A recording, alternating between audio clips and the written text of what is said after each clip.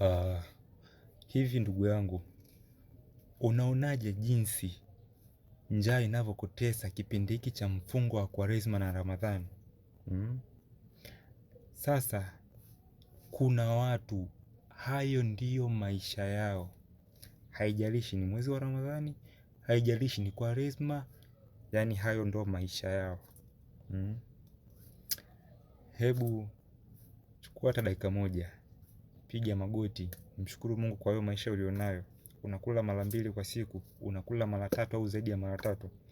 Hebu tenga muda hata dakika 5 kumuomba Mungu kwa kipato alichokupatia, kwa maisha aliyokupa.